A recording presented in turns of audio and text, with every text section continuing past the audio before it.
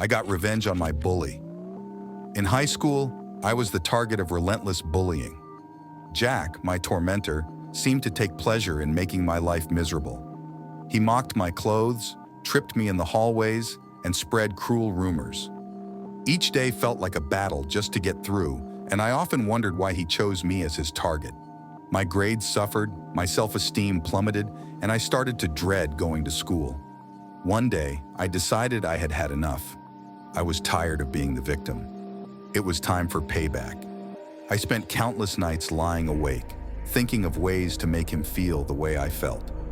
Jack was the star quarterback of our school's football team, and the team had a big game coming up.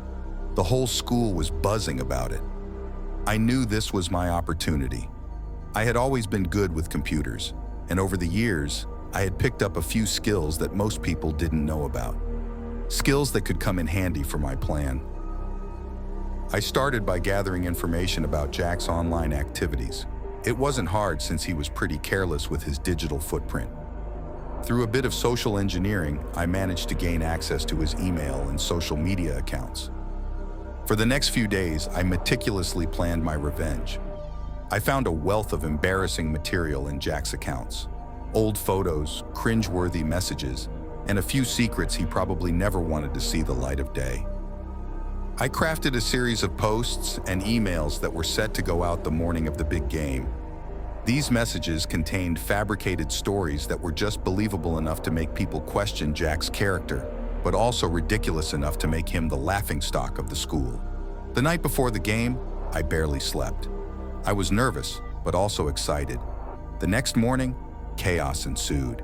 As students checked their phones, the hallways buzzed with laughter and whispers. Jack's face turned beet red as he realized what had happened. The posts were everywhere, on his social media, in group chats, and even in emails to the football coach and school principal. The coach was furious, not just because of the distraction it caused, but also because Jack had missed an important email about a last-minute change in the game plan. By lunchtime, Jack had become the target of mockery. His swagger was gone, replaced by a look of sheer embarrassment. For the first time, I saw him as something other than an untouchable bully. He was vulnerable, just like the rest of us. The game that night was a disaster. Jack was off his game, making mistake after mistake. Our team lost, and the blame was squarely on his shoulders. As he walked off the field, the once adoring crowd now jeered at him. His teammates were frustrated and angry, further isolating him. The following week, Jack was noticeably quieter.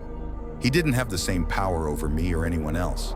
He avoided eye contact and walked through the halls with his head down. The tables had turned, and it felt good. I finally had my revenge.